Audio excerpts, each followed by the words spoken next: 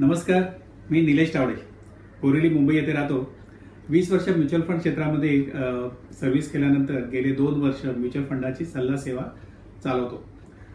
अर्थसाक्षर.com या संस्थेशी गेल्या 18 महिन्यापासून मी संलग्नित आहे आणि गेल्या 18 महिन्यामध्ये अर्थसाक्षर.com वरती अर्थसाक्षरता अभियानामध्ये आपल्या मराठी बांधवांच्या अर्थसाक्षरतेसाठी मी साधारण आतापर्यंत 35 लेख लिहिले आहेत आणि त्यातील 20 लेख जे आहेत ते म्युच्युअल फंडाच्या संकल्पनेवर आधारित म्युच्युअल फंड सहज सोप्या शब्दात ही एक मालिका लिहिली होती। आताच आपण सध्या कोविड-19 या जागतिक आजारपणामध्ये किंवा जो विषाणूचा प्रादुर्भाव झालाय त्यामध्ये आपल्या सरकारने जे गायडन्स दिलेत किंवा जे इन्स्ट्रक्शन दिलेत की आपण प्रत्येकाने लॉकडाऊन मध्ये राहायचंय आणि त्या दृष्टीने आपण सर्वजण आपापल्या घरांमध्ये आपापल्या फॅमिली बरोबर लॉकडाऊन मध्ये आहात आणि आपली स्वतःची काळजी घेत असाल। या आजारपणातून किंवा या आजारपणाचं म्हणता येणार नाही पण या विषाणूच्या प्रादुर्भावातून आपली लवकरात लवकर सुटका हो आणि आपलं लॉकडाऊन संपू दे आणि आपण आपल्या सुरळीत आयुष्यमानामध्ये पुन्हा एकदा आपण सुरुवात करू ही प्रार्थना करतो। अर्थसाक्षर.com हे आपल्या मराठी बांधवांसाठी अर्थसाक्षरता अभियानामध्ये विविध उपक्रम राबवित असतात। अभिजित सर आणि त्यांची जी पूर्ण टीम आहे त्यांचे मी आभार मानेन किंवा त्यांचं कौतुक करण्यासारखं आहे की ते इतका काळजी घेत असतात की छोटे छोटे विषय लोकांपर्यंत आणून लोकांना अर्थ विश्वामधल्या ज्या काही माहिती लोकांपर्यंत पोहोचवता येईल त्या दृष्टीने ते वेळोवेळी प्रयत्न करत असतात। सध्याच्या लॉकडाऊनमुळे आपलं फिरणं वगैरे कमी झाल्यामुळे आपल्याला सध्या थोडा वाचनासाठी म्हणा किंवा व्हिडिओज वगैरे पाहण्यासाठी किंवा जास्तीत जास्त माहिती मिळवण्यासाठी आपल्याकडे सध्या जास्त वेळ आहे आणि अशा संदर्भातच अर्थसाक्षरच्या अभिजित सरांनी एक कल्पना मांडली की आपण व्हिडिओ मार्फत लोकांपर्यंत कसे पोहोचता येईल आणि त्यांना सध्याच्या आर्थिक घडामोडीबद्दल किंवा सध्या ज्या काही गोष्टी चालू आहेत त्याच्याबद्दल आपण लोकांना कशी माहिती करून देता येईल त्याबद्दल आपण काही करता येईल का। तर त्या दृष्टीने त्यांनी एक व्हिडिओ बनवण्याची संकल्पना मांडली आणि आता बहुतेक बरेचसे जे लेखक किंवा जे अर्थतज्ञ किंवा अर्थविषयक काम करणारे ते लोक अर्थसाक्षर.com बरोबर जे जोडले गेलेत ते आपल्यापर्यंत वेगवेगळ्या विषयावरती व्हिडिओ आणून ते आपल्याशी संवाद साधण्याचा प्रयत्न करतील। आता व्हिडिओच्या मार्फत संवाद साधण्याबरोबरच आपल्या ज्या काही शंका असतील किंवा आपले जे काही प्रश्न असतील ते त्यानंतर तुम्ही लेखकांना किंवा जे व्हिडिओ बनवतात त्या तज्ञांना किंवा अर्थसाक्षरला ईमेल थ्रू किंवा व्हॉट्सअपद्वारे पाठवा आणि त्यानंतर आपण त्या प्रश्नांचं किंवा त्या शंकांचं निरसन करण्याचा प्रयत्न करू। म्हणजे लेखमालेमार्फत किंवा कसंही आपण त्या प्रयत्न करण्याचा नक्कीच विचार करू। आजचा आपला जो विषय आहे तो साधारण खाली जाणारे व्याजदर आणि त्या संदर्भात आपल्याला काही गुंतवणूक पर्याय आहेत त्या दृष्टीने आपण आजच्या व्हिडिओमध्ये आपण बघणार आहोत। त्यापूर्वी आपण एक थोडासा आढावा घेऊ की सध्या बाजारामध्ये काय परिस्थिती आहे त्याबद्दल। जेव्हा जागतिक आरोग्य संघटनेने आपले विषाणू पॅन्डेमिक म्हणजे जागतिक प्रादुर्भाव असल्याचं जेव्हा त्यांनी जाहीर केलं त्यानंतर बाजारात सगळीकडचे जागतिक सगळेच बाजार जे खाली कोसळले आणि ते इतक्या जोरात कोसळले की साधारण एक 15 दिवसामध्ये जागतिक म्हणजे सगळेच बाजार जे आहेत ते साधारण 35 ते 40% खाली कोसळले आणि अशा वेळी गुंतवणूकदारांनी काय करावं तर ते गुंतवणूकदारांनी सर्वच गुंतवणूक सल्लागार सल्ला देतात की ह्या काळामध्ये काही न करता म्हणजे न घाबरून जातात किंवा आपल्या गुंतवणुकीत न घाबरून बाहेर न पडता आपली गुंतवणूक कायम चालू ठेवावी किंवा अशा पडत्या काळामध्ये आपण आपल्या गुंतवणुकीमध्ये थोडी वाढ करून आपण खालच्या पातळीवरती जास्त युनिट्स मिळवण्याचा म्युच्युअल फंडामध्ये जर गुंतवणूक करत असाल तर जास्त युनिट्स मिळवण्याचा प्रयत्न करावा किंवा जर डायरेक्ट शेअर्समध्ये जर तुम्ही गुंतवणूक करत असाल तर त्या शेअर्सचे कमीत कमी भावामध्ये जास्त शेअर्स आपल्याला कसे मिळवता येतील त्या दृष्टीने आपण प्रयत्न करू शकतो। जागतिक बाजार खाली आल्यानंतर भारतातला बाजार काय त्यावेळी अपवाद नव्हता आणि भारतातले बाजार म्हणजे आपले सेन्सेक्स आणि निफ्टी ते सुद्धा अगदी 35% खाली आले आणि गेल्या साधारण 15 दिवसामध्ये पुन्हा 15% आसपास साधारण रिकव्हरी झाली। आरबीआयने या काळामध्ये काही उपाययोजना जाहीर केल्या. आरबीआयच्या उपाययोजना म्हणजे काय बाजारासाठी ज्या असतात त्यामध्ये साधारण की बाजारामध्ये या आपत्तीच्या काळामध्ये लिक्विडिटी कशी क्रिएट करता येईल त्या बाबतीमध्ये आरबीआय उपाययोजना आखत असते. तर 27 मार्चला त्यांनी पहिल्या उपाययोजना जाहीर केल्या आणि काल पुन्हा 17 एप्रिलला त्यांनी अधिक त्याच्यामध्ये उपाययोजना जाहीर केल्या आणि त्यावेळी ते असे म्हणाले की अजूनही जर गरज असेल तर ते अजूनही काही पावलं उचलतील. तर 27 मार्चला त्यांनी बाजारामध्ये खूप चांगली लिक्विडिटी क्रिएट केली. या आपत्तीच्या काळामध्ये जास्तीत जास्त तरलता किंवा जास्तीत जास्त लिक्विडिटी ही बँकांकडे किंवा मोठमोठ्या इन्स्टिट्यूशनकडे कशी राहील या दृष्टीने आरबीआयने 27 मार्चला काही पावलं उचलली आणि त्या दृष्टीने त्यांनी बाजाराला सावरण्याचा प्रयत्न केला. आणि त्याचबरोबर जेव्हा 27 मार्चला जी त्यांनी पावलं उचलली ती साधारण मोठे जे बँका होत्या किंवा मोठे इन्स्टिट्यूशन त्यांना सावरण्यासाठी ते पावलं होती. त्याचबरोबर काल 17 एप्रिलला त्यांनी जे छोटे NBFC म्हणा किंवा मायक्रो फायनान्स कंपन्या ज्या छोट्या ह्याच्या त्यांना मार्केटमधून पैसे उचलणं शक्य नव्हतं किंवा शक्य त्या दृष्टीने कठीण वाटत होतं गेल्या काही महिन्या दिवसामध्ये त्यांच्यासाठी म्हणून त्यांनी गेल्या 17 तारखेला आणखी अजून एक लिक्विडिटी क्रिएट केली आणि त्यातून त्यांनी छोट्या छोट्या इन्स्टिट्यूशनना सुद्धा मदत करण्याचा प्रयत्न केला. आता या आपत्तीच्या काळामध्ये कसं आहे की लिक्विडिटी जेवढी जास्त राहील त्या दृष्टीने त्यांना आपले दैनंदिन व्यवहार सांभाळणं सोपं जाईल आणि त्याचबरोबर जे त्यांचा बिझनेस सांभाळणं आणि त्याचबरोबर बिझनेसला थोडाफार जे काही चालना देता येईल अशा या आपत्तीच्या काळात सुद्धा त्या दृष्टीने या सगळ्या कंपन्यांना इन्स्टिट्यूशन्सना किंवा बँकांना शक्य होऊन जाईल. डिक्लेरेशनचे नॉर्म्स होते किंवा ज्या जे लोनमध्ये रिपेमेंट व्यवस्थित होणार नाही या काळामध्ये किंवा कारण पूर्ण सिस्टीम जी आहे ती थोडी विस्कळीत झालेली असल्यामुळे पूर्ण जे रिपेमेंट असेल इन्स्टिट्यूशनकडनं मोठ्या इन्स्टिट्यूशनला किंवा रिटेलकडनं इन्स्टिट्यूशनला ते व्यवस्थित होणार नाही. त्यामुळे त्यांनी 3 महिन्याचा मोरटोरियम पण दिलेला आहे की जेणेकरून तुम्ही तुमचे विम्याचे तुमच्या लोनचे EMI वगैरे ते 3 महिने तुम्ही स्टॉप करून त्यानंतर तुम्ही ते वाढवू शकाल. पण एक असाही अभ्यास आहे की शक्यतो ज्यांना हे शक्य असेल की EMI भरणं शक्य असेल आपल्याकडे व्यवस्थित सरप्लस असेल आपल्या अकाउंटमध्ये तर त्यांनी ते EMI भरावे. कारण हे मॉरटोरियम म्हणजे असं असतं की 3 महिने तुम्ही तुमचे EMI पुढे ढकलू शकता पण त्या 3 महिने EMI पुढे ढकलल्यानंतर त्याच्यावरचा जो इंटरेस्ट आहे त्याचं बर्डन हे तुमच्यावर येणारच. त्यामुळे तुम्ही समजा जरी 3 महिने EMI भरले नाही तरी त्याच्यावरचं जे इंटरेस्ट आहे ते तुम्हाला नंतर भरायचंच आहे. म्हणून ज्यांना शक्य असेल त्यांनी ते EMI जे आहे त्यांना स्टॉप करता रेग्युलर भरत राहावेत की जेणेकरून तुम्हाला पुढे जाऊन त्याचं बर्डन येणार नाही. की ज्यांचं इन्कम विस्कळीत झालंय आणि त्यांना EMI भरणं शक्य नाहीये त्यांनी या गोष्टीचा फायदा घ्यावा जेणेकरून तुम्हाला सध्याच्या आपत्तीच्या काळात त्याच्यावर तणाव येणार नाही आणि मात्र पुढे जाऊन ते इंटरेस्टचं बर्डन जे आहे ते तुम्ही स्टॅगर मॅनरमध्ये ते रिपेमेंट करून त्याचा परता आहे EMI रिटर्न करू शकाल. तर ह्या गोष्टी झाल्यानंतर आता आरबीआय किंवा गव्हर्नमेंटही वेळोवेळी पर्याय किंवा वेळोवेळी जे उपाय सुचवत आहेत किंवा उपाय अंमलात आणत आहेत आणि त्या दृष्टीने ते आपली इकॉनॉमी सांभाळण्याचे प्रयत्न करत आहेत आणि त्याचबरोबर सामान्यातल्या सामान्य लोकांना या आपत्तीच्या काळामध्ये दिलासा देण्याचाही ते प्रयत्न करत आहेत. आजचा जो विषय आहे त्या विषयाकडे वळू. आजचा विषय असा आहे की व्याजाचे दर खाली गेल्यानंतर आपल्याकडे कोणते गुंतवणूक पर्याय राहतात. व्याजाचे दर खाली गेल्यानंतर म्हणजे काय आहे की आता मार्केटमध्ये जास्तीत जास्त लिक्विडिटी क्रिएट करण्यासाठी आरबीआयने सुद्धा आता सध्या आपले इंटरेस्ट रेट कमी केले म्हणजे रेपो रेट आणि रिव्हर्स रेपो रेट आणि कमी केले. रिव्हर्स रेपो रेट काल त्यांनी आणखी 0.25% कमी केला.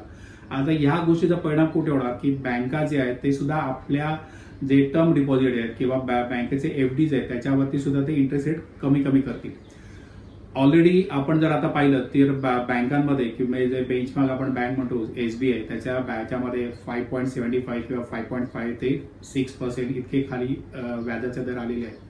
त्याचबरोबर ज्या मार्च महिन्याच्या शेवटच्या आठवड्यामध्ये सरकारने अल्प बचत योजनेवरील इंटरेस्ट रेटही कमी केले जे 1 एप्रिल 2020 पासून पुढे लागू होतील. जनरली ते दर 3 महिन्यांनी ते आपले इंटरेस्ट रेट डिक्लेअर करत असतात आणि यावेळी जे त्यांनी इंटरेस्ट रेट कमी केले त्याच्यामध्ये साधारण त्यांनी 1% ते 1.4% म्हणजे इतके इंटरेस्ट रेट कमी केले.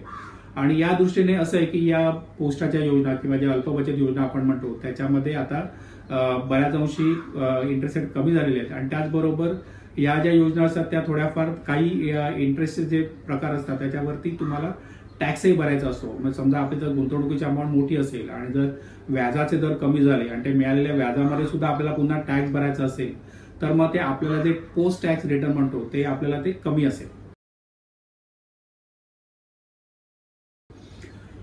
आता या दृष्टीने आपल्याकडे इतर कोणते पर्याय आहेत की जेणेकरून आपण आपलं उत्पन्न जे आहे ते उत्पन्न आपण थोडं वाढवू शकतो किंवा आपलं जे व्याज किंवा जे उत्पन्न आहे ते जास्त कर प्रभावी किंवा टॅक्स इफिशियंट कसं करू शकतो याबद्दल आपण आता विचार करू.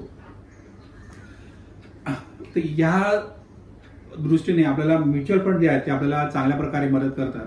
आता म्युच्युअल फंडाचं कामकाज कसं चालतं तर अगदी सोप्या भाषेत आपल्या काही गुंतवणूकदारांना म्युच्युअल फंड ज्यांना पूर्ण अजिबात माहित नाही त्यांच्यासाठी एक फक्त थोडक्यात म्युच्युअल फंडाचं कामकाज कसं चालतो ते सांगतो आणि त्यानंतर आपण म्युच्युअल फंडाच्या कोणत्या योजना आपल्यासाठी उपयुक्त आहेत त्या दृष्टीने आपण विचार करू.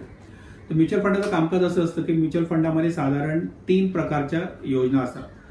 3 प्रकारच्या योजना कोणत्या तर काही एक प्रकार असतो तो डेट फंड असतो, दुसरा प्रकार असतो तो इक्विटी फंड असतो आणि तिसरा प्रकार असतो तो डेट आणि इक्विटी यांचं मिक्सचर किंवा यांचं मिश्रण म्हणजे हायब्रिड प्रकार असतो. आता डेट फंड म्हणजे काय तर एखाद्या बिझनेसला किंवा एखाद्या व्यवसायाला पैसे व्याजाने देणं ह्याला डेट फंड म्हणतात. आणि इक्विटी फंड म्हणजे काय तर एखाद्या बिझनेसला एखाद्या व्यवसायाच्या मध्ये भागीदारी करणं म्हणजे इक्विटी फंड आहे. आता दोन्हीच्या डेफिनेशन प्रमाणे डेट फंड जे असतात ते साधारण स्टेबल असतात कारण त्यातनं आपल्याला व्याज मिळणार असतं आणि आपले मुद्दलही परत मिळणार असते. त्यामुळे ते डेट फंड जे असतात ते स्टेबल असतात. मात्र मार्केटमध्ये जे व्याजाचे दर वर खाली होतात त्या दृष्टीने त्याच्यावरती थोडाफार प्रभाव पडतो. पण डेट फंड जे असतात ते अधिक स्टेबल किंवा अधिक शाश्वत किंवा थोडे त्या दृष्टीने गुंतवणुकीसाठी ज्यांना जास्त रिस्क घ्यायची नाही त्यांच्यासाठी डेट फंड असतात. मात्र इक्विटी फंड म्हणजे जेव्हा तुम्ही भागीदारी करता एखाद्या बिझनेसमध्ये किंवा एखाद्या व्यवसायामध्ये तेव्हा त्या व्यवसाय जसा परफॉर्म करेल किंवा त्या व्यवसायामध्ये जसं वाढ होईल त्या दृष्टीने आपल्याला त्यातनं उत्पन्न मिळेल. जर व्यवसायाने खूप चांगली जोमाने वाढ केली तर आपल्याला जास्त उत्पन्न मिळेल. एखाद्या व्यवसायामध्ये एका ठराविक काळामध्ये प्रेशर असेल तर त्या पर्टिक्युलर काळामध्ये आपल्याला उत्पन्न कमी मिळेल. त्यामुळे इक्विटी फंडामध्ये जे आहे ते उत्पन्नामध्ये फ्लक्च्युएशन होतं. मात्र इक्विटी फंडामध्ये मिळणारा परतावा जो असतो तो पोटेन्शियली जास्त असतो. आता ह्या 2 गोष्टीमध्ये की डेट फंडामध्ये परतावा लिमिटेड आहे पण त्याच्यामध्ये स्थिरता असते. इक्विटी फंडामध्ये परतावा जास्त मिळण्याचं पोटेन्शियल आहे पण त्याच्यामध्ये फ्लक्च्युएशन्स असतात किंवा वर खाली होण्याचे चान्सेस असतात. तर या दोघांमधला मार्ग म्हणजे तो आपल्याला उत्पन्न जास्त मिळण्यासाठी इक्विटी फंडामध्ये सुद्धा थोडेफार इन्व्हेस्टमेंट करावी आणि डेट फंडामध्ये स्टॅबिलिटीसाठी डेट फंडामध्ये सुद्धा इन्व्हेस्टमेंट करावी. तर यासाठी आपल्यासाठी म्युच्युअल फंड जे आहे ते हायब्रिड कॅटेगरीमधले योजना आणतात ज्याच्यामध्ये इक्विटी फंडामध्ये काही भाग इक्विटी फंडामध्ये गुंतवणूक केलेला असतो, काही भाग जो असतो तो डेट फंडामध्ये इन्व्हेस्ट केलेला असतो. अशा त्या हायब्रिड कॅटेगरीमधल्या योजना असतात. आता आपल्यासाठी या बँकांच्या किंवा बँक एफडी किंवा पोस्टाच्या योजनांना पर्याय म्हणून म्युच्युअल फंडाच्या कोणत्या योजना आहेत तर जर आपले जे गुंतवणूक असते त्याच्यामध्ये कोणतेही फायनान्शियल प्लॅनिंग करताना आपण एक गोष्ट लक्षात ठेवली पाहिजे की आपले 6 महिन्याचं किंवा 9 महिन्याचं जे आपले एक्सपेन्सेस आहेत किंवा आपले जे उत्पन्न आहे तेवढी रक्कम आपल्या बँकेमध्ये किंवा म्युच्युअल फंडाच्या अल्ट्रा शॉर्ट टर्म किंवा लिक्विड किंवा ओव्हरनाईट फंड ह्या ज्या अगदी अतिशय तरलता असलेल्या योजना असतात त्याच्यामध्ये आपण ठेवली पाहिजे. हे म्हणजे काय आता आणीबाणी फंड असतो किंवा आकस्मिक फंड म्हणतात त्याला की जेणेकरून आता जसं कोरोनाचा आपत्ती आली आहे त्या दृष्टीने जेव्हा आपण गेले एक महिना आणि पुढचे आणखी 15-20 दिवस आपण लॉकडाऊनमध्ये असणार आहोत आणि अशावेळी काही जणांच्या नोकरीवर परिणाम होईल किंवा काही जणांच्या व्यवसायामध्ये असल्यावर उत्पन्नावर परिणाम होईल. तर या आपत्तीच्या काळामध्ये आपल्याकडे जर आकस्मिक फंड असेल तर आपण पुढचे 4 ते 6 महिने व्यवस्थित आपण तग धरू शकतो किंवा आपण याच्यामध्ये आपण आपलं जे रेग्युलर लाईफस्टाईल आहे ते आपण मेंटेन करू शकतो. म्हणून एक आकस्मिक फंड जो 6 महिन्याचा असला पाहिजे तो आपण कुठे ठेवू शकतो तर आपल्या बँकेच्या करंट अकाउंटमध्ये म्हणा किंवा सेव्ह अकाउंटमध्ये म्हणा भले आपल्याला 3% व्याज मिळत असेल तरी त्यात ठेवावा किंवा त्यापेक्षा जर जास्त आपल्याला उत्पन्न हवं असेल 1-2% जास्त उत्पन्न हवं असेल तर म्युच्युअल फंडाच्या ओव्हरनाईट फंड, लिक्विड फंड किंवा अल्ट्रा शॉर्ट टर्म फंड या अतिशय तरल असलेल्या योजना असतात की ज्याच्यामध्ये सेव्हिंग अकाउंटपेक्षा आपल्याला साधारण 2 ते 3% आपल्याला जास्त उत्पन्न मिळू शकतं. पण या योजनाही तरल असतात. आणि आपल्याला हवे तेव्हा पैसे आपण काढू शकतो. त्यानंतर जे 6 महिने किंवा त्याच्या पुढचे जे गुंतवणूक आहे किंवा आपल्याला जे पैसे आपल्याला 6 महिन्याच्या पुढे लागणार किंवा 1 वर्षानंतर वगैरे लागणार असेल आणि जे आपल्याला शेअर बाजाराची अजिबात जोखीम घ्यायची नसेल तर म्युच्युअल फंडाची एक कॅटेगरी असते की ज्याला banking and PSU debt fund असं म्हणतात. आता banking and PSU debt fund मध्ये गुंतवणूक कशी होते तर आपण जेव्हा म्युच्युअल फंडाला इन्व्हेस्टमेंट करतो किंवा म्युच्युअल फंडामध्ये आपण जेव्हा इन्व्हेस्टमेंट करतो त्या म्युच्युअल फंडाच्या या योजनेच्या ऑब्जेक्टिव्ह प्रमाणे म्युच्युअल फंड जे आहे ते हे आपल्याकडनं मिळालेले पैसे बँकांना किंवा सरकारी कंपन्यांना, PSU डेट फंड म्हणजे PSU म्हणजे पब्लिक सेक्टर अंडरटेकिंग, या सरकारी कंपन्यांना ते व्याजाने देतात. आता याच्यामध्ये जोखीम आहे का तर नाही, कारण बँका आणि त्याचबरोबर सरकारी कंपन्या यांच्याकडनं जेव्हा पैसे त्यांना व्याजाने दिल्यानंतर त्यांच्याकडनं ते पैसे परत येणारच येणार. मात्र यांचा जो इंटरेस्ट रेट असतो तो थोडा, कारण सरकारी गॅरंटी असल्यामुळे यांचा जो इंटरेस्ट रेट असतो तो थोडा खालच्या बाजूला असतो. तरीही बँक FD पेक्षा याच्यामध्ये साधारण आपल्याला 1 ते 2% जास्त परतावा मिळण्याची शक्यता असते. म्हणून जे पैसे आपले 6 महिन्याच्या पुढचे असतील किंवा 1 वर्षाच्या पुढचे असतील ते आपण या योजनेमध्ये, जिथे आपल्याला अजिबात जोखीम नाही अशा योजनेमध्ये आपण गुंतवू शकतो. डेट फंडामधला आणखी एक पर्याय म्हटलं तर तो क्रेडिट रिस्क फंड, म्हणजे ज्यांना शेअर बाजाराची रिस्क घ्यायची नाहीये मात्र व्याजानं देताना थोडी रिस्क घ्यायची अशा ज्या कंपन्या असतात म्हणजे त्याला क्रेडिट रिस्क फंड म्हणतात. किंवा ज्यांचं पतमानांकन किंवा ज्यांचं क्रेडिट रेटिंग जे आहे ते AAA किंवा AAA+ पेक्षा खालच्या याचं AA म्हणा किंवा AA- किंवा A अशा कॅटेगरीचं असतं. अशा कंपन्यांमध्ये म्युच्युअल फंड जे आहेत ते क्रेडिट रिस्क फंडामध्ये गुंतवणूक करतात. आता या कंपन्या अशा कोणत्या असतात की ज्यांचा आकारमान कमी असेल किंवा ज्या नुकत्याच आलेल्या असेल किंवा ज्यांना ट्रॅक रेकॉर्ड मोठा नसेल किंवा ज्यांचं बॉरोईंग जास्त असेल आणि त्यांचा बिझनेस त्याच्यावर डिपेंड असेल तर अशा कंपन्यांचं जे पतमानांकन जे असतं ते साधारण AAA न राहता ते साधारण AA- किंवा त्या खालच्या पातळीचं असतं. पण मात्र या कंपन्या इफिशियंटली चालवलेल्या असतात, चांगल्या प्रकारे चालवल्या जात असतात आणि त्यामधून जे आहे ते जास्त, कारण त्यांना शेवटी बिझनेस चालवण्यासाठी जे पैसे लागत असतात ते बाजारामध्ये ते जास्त इंटरेस्ट द्यायला तयार असतात. म्हणजे क्रेडिट रिस्क फंडामध्ये तुम्हाला बँकिंग अँड PSU डेट फंडापेक्षा साधारण 1 ते 1.5% किंवा त्याहीपेक्षा थोडं जास्त उत्पन्न मिळू शकतं. मात्र जोखीम ती असते का, जोखीम कोणती आहे तर आपण कमी पतमानांकन असलेल्या कंपन्यांमध्ये आपण डेट फंडामध्ये आपण गुंतवणूक करणार.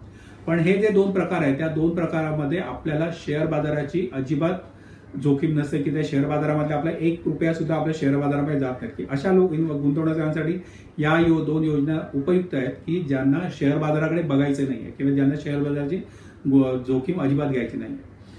आता हे जे 2 प्रकार आहेत या 2 प्रकारामध्ये कर प्रभावी उत्पन्न मिळवण्यासाठी काय करायला पाहिजे किंवा कमीत कमी टॅक्स लागावा किंवा आपलं उत्पन्न टॅक्स इफिशियंट व्हावं त्यासाठी आपण काय करायला पाहिजे तर आजच्या टॅक्स कर प्रणालीप्रमाणे जर बघितलं आपण तर 3 वर्षापर्यंतचं जे आपलं उत्पन्न आहे म्हणजे आपण या योजनांमध्ये गुंतवणूक केल्यानंतर आपण जर 3 वर्षाच्या आत आपली गुंतवणूक मोडली तर आपल्याला जे काय प्रॉफिट झाला असेल किंवा जे काय कॅपिटल गेन झालं असेल किंवा जी काही भांडवल वृद्धी झाली असेल त्याच्यावरती आपल्याला आपल्या टॅक्स स्लॅबप्रमाणे टॅक्स भरायचा आहे. म्हणजे ज्या वर्षी आपण गुंतवणूक तोडू त्या वर्षाला आपल्याला त्याच्यावरती टॅक्स भरायचा आहे.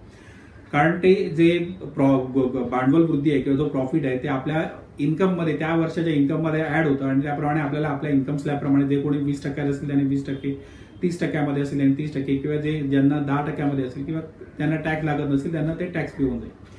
मात्र जर तुम्ही डेट फंडामधील गुंतवणूक 3 वर्षाच्या पुढे जर होल्ड केली मग अगदी बरोबर 3 वर्ष आणि 1 दिवस जरी तुम्ही होल्ड केलं तरी त्याला ते लॉंग टर्म कॅपिटल गेन मानलं जातं किंवा दीर्घकालीन भांडवल वृद्धी मानलं जातं आणि त्याच्यावरती जो टॅक्स आहे तो फ्लॅट 10% आणि त्याच्यावरती काय जे काही ऍडिशनल सरचार्ज वगैरे असेल ते भरायचं आहे. किंवा जर इंडेक्सेशन बेनिफिट घेणार असाल तर 20% आफ्टर इंडेक्सेशन. इंडेक्सेशन म्हणजे काय तर या 3 वर्ष आपण ज्या होल्ड केल्यानंतर 3 वर्षामध्ये जी काही महागाई वाढलेली आहे समजा फॉर एक्झाम्पल महागाई 6% वाढली असेल तर 6% म्हणजे साधारण 18% आपण त्याला आपल्या प्रॉफिट वाढलेल्या भांडवल वृद्धीमधून 18% कमी करून मग त्याच्यावरती आपण 20% टॅक्स भरणार उरलेल्या रकमेवरती. मग अशा प्रमाणे ते जास्त टॅक्स इफिशियंट होतं. जर आपल्याला ते कॅल्क्युलेशन करायचं नसेल आफ्टर इंडेक्सेशन तर आपण फ्लॅट म्हणजे सरळ 10% टॅक्स भरून आपण आपलं उत्पन्न मिळवू शकतो. म्हणजे जे आपल्याला बँक FD मध्ये जे जास्त TDS कट होतो किंवा हे जे होतं टॅक्स जो आपल्या इन्कम प्रमाणे लागणार आहे, भले ती एफडी 6 महिन्याची असेल किंवा 6 वर्षाची असेल, त्यातलं इन्कम जे आहे ते आपल्या इन्कम स्लॅबप्रमाणे आपल्याला त्याच्यामध्ये टॅक्स भरायचा आहे. व्हेअरएज म्युच्युअल फंडामध्ये जे आहे ते 3 वर्षानंतर जे आहे ते आपलं टॅक्स इफिशियंट होऊन जातं किंवा कर प्रभावी होऊन जातं आपलं उत्पन्न जे आहे. म्हणून दीर्घकाळासाठी म्युच्युअल फंड जे असतात ते नेहमीच आपल्याला जास्त चांगला परतावा मिळवून देऊ शकतात. हे झालं अशा गुंतवणूकदारांसाठी ज्यांना मार्केटमध्ये किंवा शेअर बाजाराशी अजिबात जोखीम घ्यायची नाहीये त्यांच्यासाठी. आता जे गुंतवणूकदार थोडीफार जोखीम घ्यायला तयार असतील त्यांच्याकडे कोणत्या योजना असतील, थोडीफार म्हणजे की हा ठीक आहे माझ्याकडे 1 लाख रुपये त्यातले 10-15 हजार मी शेअर बाजारामध्ये रिस्क घेऊ शकतो किंवा 20-25 हजार शेअर बाजारामध्ये रिस्क घेऊ शकतो, तर त्यांच्यासाठी अशी कॅटेगरी आहे म्युच्युअल फंडामध्ये की ज्याला 2 कॅटेगरीज आहेत. एक आहे इक्विटी सेव्हिंग फंड आणि दुसरी कॅटेगरी जी आहे ती डेट हायब्रिड फंड.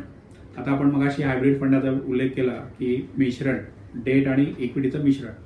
आता या डेट हायब्रिड फंडामध्ये काय होतं की साधारण अप टू 35% म्हणजे 35% गुंतवणूक जी आहे ती आपली शेअर बाजारामध्ये होऊ शकते आणि बाकीचे जे 65-70% जे आहे ते स्टेबल अशा डेट फंडामध्ये होतं. म्हणजे आपली जोखीम किती राहिली 30-35% राहील. जर आपल्याला तेवढी जोखीम घ्यायची नसेल इक्विटी सेव्हिंग फंड असतात की ज्याच्यामध्ये 25% आपली जी गुंतवणूक आहे ती शेअर बाजारामधल्या समभागांमध्ये किंवा इक्विटी स्टॉक्समध्ये इन्व्हेस्टमेंट होते आणि बाकीची जी 80-85% जी इन्व्हेस्टमेंट आहे ती आपली डेट फंडामध्ये होते. म्हणजे आपण जी जोखीम घेणार शेअर बाजाराची जी जोखीम घेणार ती साधारण लिमिटेड म्हणजे 30-35% असणार या 2 योजनांमध्ये असेल ती. मात्र या 2 योजनांमध्ये काय आहे की इक्विटी शेअर बाजारामध्ये इन्व्हेस्टमेंट असल्यामुळे अल्प काळामध्ये किंवा शॉर्ट टर्म मध्ये त्याच्यामध्ये फ्लक्च्युएशन येतील. म्हणजे जसं आता गेल्या 1.5-2 महिन्यामध्ये आपण पाहिलं की बाजार अगदी 30% खाली आला, तर ज्यांचं इक्विटी बाजारामध्ये इन्व्हेस्टमेंट आहे त्यांचं इन्व्हेस्टमेंट त्या दृष्टीने खाली आलेले की जेव्हा बाजार पुन्हा वर जाईल तेव्हा ते पुन्हा वर जाईल. पण हा जो मधला वेळ आहे त्याच्यामध्ये ते आपलं गुंतवणूक वोलाटाईल राहील किंवा फ्लक्च्युएट होईल. जेव्हा बाजारामध्ये अनसर्टन्टी असते तेव्हा शेअर बाजारामध्ये गुंतवणूक जी आहे ती वर खाली होत राहते, फ्लक्च्युएट होत राहते किंवा चढ उतार त्याच्यामध्ये आपल्याला दिसून राहतात.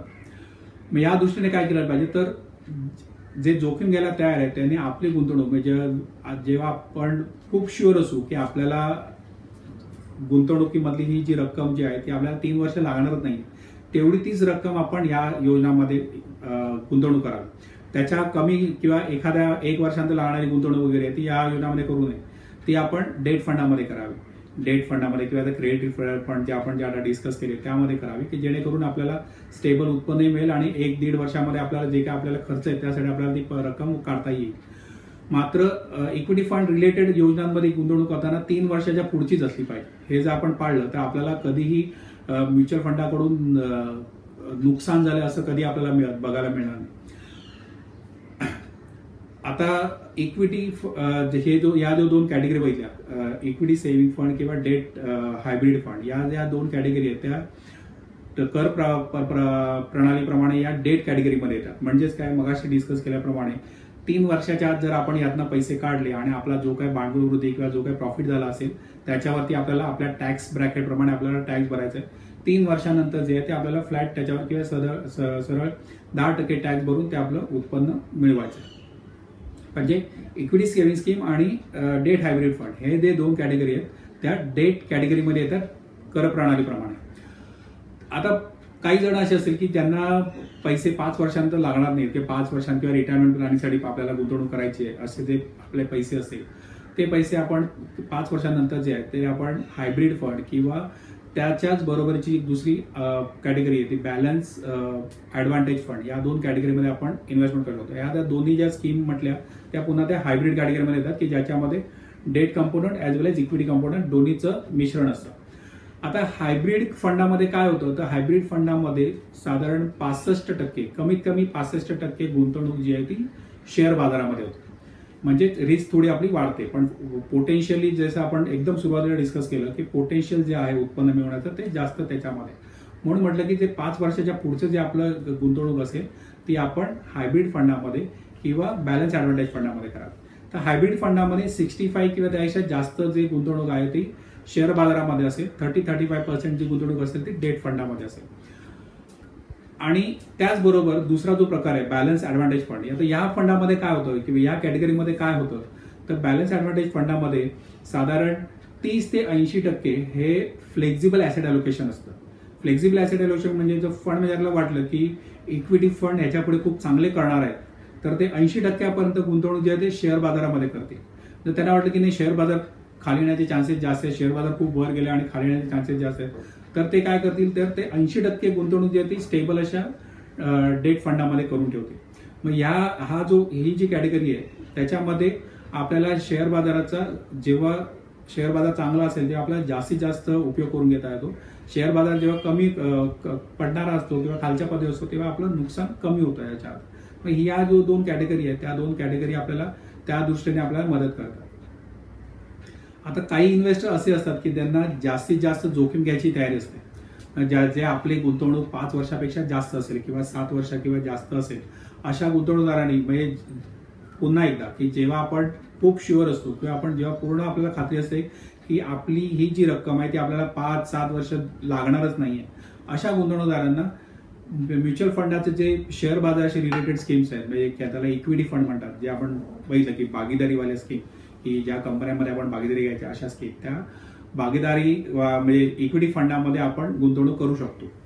मग त्यामध्ये सुद्धा बरेच प्रकार असतात की लार्ज कॅप फंड आहे, मिड कॅप फंड आहे, स्मॉल कॅप फंड आहे किंवा मल्टी कॅप फंड आहे. तर शक्यतो आपल्या एज ग्रुप प्रमाणे किंवा आपल्या काय म्हणतात त्याला, आपल्या एज प्रोफाईल प्रमाणे म्हणा किंवा आपल्या रिस्क ॲपिटाईट प्रमाणे किंवा आपल्या जोखीम घेण्याच्या क्षमतेनुसार आपण त्या कॅटेगरी योग्य त्या कॅटेगरी आपण सिलेक्ट करू शकतो. म्हणजे ज्यांना लार्ज कॅप फंड किंवा ब्ल्यू चिप फंड म्हणजे काय, जे टॉपच्या 100 कंपन्या आहेत अशा कंपन्यांमध्ये गुंतवणूक म्हणजे लार्ज कॅप फंड. म्हणजे ज्या बाजारातल्या 100 कंपन्या म्हणजे त्याच्यामध्ये व्होलाटॅलिटी किंवा त्याच्यामध्ये चढउतार हे थोडे कमी असतील. त्यानंतर मिड कॅप फंड किंवा स्मॉल कॅप फंड हे आकाराने छोटे असल्यामुळे त्याच्यामध्ये चढउतार जास्त असतील किंवा ते जास्त व्होलाटाईल असतील. मग आपण ज्या प्रकारे जोखीम घेऊ शकतो त्याप्रमाणे आपण त्या कंपन्या सिलेक्ट करू शकतो. लार्ज कॅप पेक्षा स्मॉल कॅप किंवा मिड कॅप मध्ये आपल्याला परतावा देण्याचं पोटेन्शियल जास्त असतं, मात्र त्याच्यामध्ये व्होलाटिलिटी जास्त असते. म्हणजे आपण जर रिस्क जास्त घेऊ शकत असू तर आपण, आणि आपलं होरायझन तर खूप लांबचं असेल, 7 वर्ष किंवा अधिक असेल, तर मिड कॅप किंवा स्मॉल कॅप सुद्धा आपण सिलेक्ट करू शकतो. तर ह्या ज्या प्रकारच्या ज्या स्कीम्स आहेत किंवा या ज्या प्रकारच्या ज्या म्युच्युअल फंडाच्या योजना आहेत त्या आपल्याला जे आता सध्याच्या योजना आपण ज्या डिस्कस करतो की पोस्टाच्या योजना म्हणा किंवा बँकेच्या ज्या FD किंवा टर्म डिपॉझिटच्या योजना आहेत ज्याच्यामध्ये व्याजाचे दर कमी होत चालले, त्या दृष्टीने या टाइम होरायझन प्रमाणे, वेगवेगळ्या टाइम होरायझन प्रमाणे जशा आपण डिस्कस केल्या त्याप्रमाणे, आणि त्याचप्रमाणे आपल्या प्रत्येकाच्या जोखीम घेण्याच्या क्षमतेनुसार आपण याच्यामध्ये व्यवस्थित ॲसेट ॲलोकेशन केलं पाहिजे. ॲसेट ॲलोकेशन म्हणजे काय की आपण सगळे पैसे शेअर बाजारामध्ये किंवा सगळे पैसे डेट फंडामध्ये आपण इन्व्हेस्ट करू नये. आपण ॲसेट ॲलोकेशन करण्यापूर्वी आपण आपल्या लागणाऱ्या इन्कमचं किंवा लागणाऱ्या पैसे आपल्याला जे लागणार आहेत, काय पैसे आपल्याला 1 वर्षात लागणार आहेत, किती पैसे आहेत जे 1 ते 3 वर्षापर्यंत लागणार आहेत, किती पैसे ते 3 ते 5 वर्षापर्यंत लागणार आहेत, किती पैसे ते 5 वर्ष किंवा नंतर लागणार आहेत. तर असे जर आपण ॲसेट ॲलोकेशन केलं तर आपण त्या दृष्टीने व्यवस्थित कोणती योजना आपल्यासाठी सुटेबल आहे आपल्या जोखीम घेण्याच्या क्षमतेनुसार तसं आपण सिलेक्ट करून आपण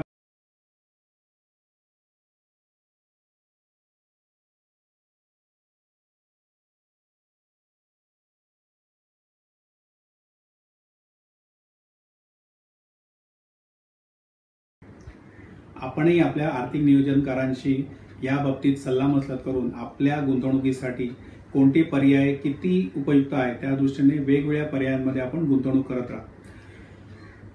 म्युच्युअल फंड आपण जे आता डिस्कस केलं की म्युच्युअल फंड कसे उपयुक्त आहेत, तर म्युच्युअल फंडामध्ये जे उत्पन्न मिळतात किंवा जे शेअर बाजाराशी किंवा डेट फंड किंवा शेअर बाजाराशी ज्या रिलेटेड योजना असतात त्याच्यामधनं जे उत्पन्न जे येतं ते उत्पन्न म्हणजे साधारण आपण किती अपेक्षित केलं पाहिजे, तर आपली जी GDP असते म्हणजे आपला देश ज्या प्रगतीने वाढतोय म्हणजे GDPचा जो ग्रोथ रेट आहे आणि त्याचबरोबर जी महागाई असेल, म्हणजे समजा GDP 5% असेल आणि महागाई 5% असेल तर आपण साधारण 10% परतावा एक्सपेक्ट करू शकतो. एखाद्या वर्षी GDP कमी असेल म्हणजे जसं यावर्षी आपण गृहीत धरतो की यावर्षी याच्या प्रादुर्भावामुळे कोरोना विषाणूच्या प्रादुर्भावामुळे GDP वरती परिणाम होईल आणि GDP कमी असेल तर यावर्षी साधारण उत्पन्नावर परिणाम होईलच. पण पुढच्या वर्षी जेव्हा पुन्हा एकदा आपण जोमाने प्रगती करायला सुरुवात करेल आपला देश त्यावेळी GDPचा ग्रोथ रेट जर खूप चांगला वाढला तर GDPचा रेट आणि त्याचबरोबर महागाई एवढं उत्पन्न आपल्याला म्युच्युअल फंडाच्या इक्विटी फंडामधून आपल्याला मिळू शकतं. त्यामुळे आपण एक्स्ट्रा ऑर्डिनरी जे जोखीम घेतोय म्हणजे आपल्याला 18% 20% उत्पन्न मिळायला पाहिजे अशा भ्रमात राहू नये. आपण रिअलिस्टिक विचार केला पाहिजे की आपल्याला किती उत्पन्न मिळू शकतं. तर GDP प्लस इन्फ्लेशन आणि त्याचबरोबर फंड मॅनेजर जे असतात ते त्यांचं स्किल वापरून आणखी 1-2% ते जास्त उत्पन्न आपल्याला मिळवून देऊ शकतात. त्यामुळे आपल्याला दोन्ही नंबर माहिती असतात की GDP काय ग्रोथ रेटने आपली GDP वाढते आणि त्याचबरोबर महागाई कुठे चालली. हे जर आपण लक्षात ठेवलं तर आपल्याला मग परताव्याच्या बाबतीमध्ये आपल्याला कोणत्याही प्रकारचं डिसअपॉइंटमेंट म्हणा किंवा कोणत्याही प्रकारची निराशा येत नाही की आपल्याला माहिती आहे की आपला देश कशा प्रकारे प्रगती करतो आणि आपल्याला इक्विटी फंडामधून काय प्रकारचं आपल्याला उत्पन्न मिळू शकेल.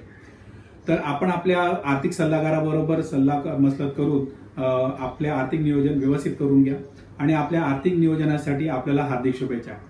त्याचबरोबर अर्थसाक्षर.com यांना हार्दिक शुभेच्छा की त्यांनीही अशा प्रकारचे वेगवेगळे उपक्रम आपल्या गुंतवणूकदारांना जास्तीत जास्त माहिती कशी आपल्याला पोहोचवता येतील यासाठी त्यांनी करावे. आणि त्याचबरोबर आपणासही विनंती की आपण अर्थसाक्षरता अभियानामध्ये अर्थसाक्षर.com वर जोडले गेला आहातच, त्याचबरोबर आपण आणखी आपल्या प्रत्येकाने आपल्या 5 ते 10 मित्रांनाही अर्थसाक्षर.com शी जोडले जाण्यासाठी त्यांना प्रवृत्त करा किंवा त्यांना प्रोत्साहित करा आणि त्या दृष्टीने आपण जास्तीत जास्त मराठी बांधवांपर्यंत पोहोचून अर्थसाक्षरता अभियानामध्ये आपण एक मोठा व्याप वाढवू शकतो. धन्यवाद.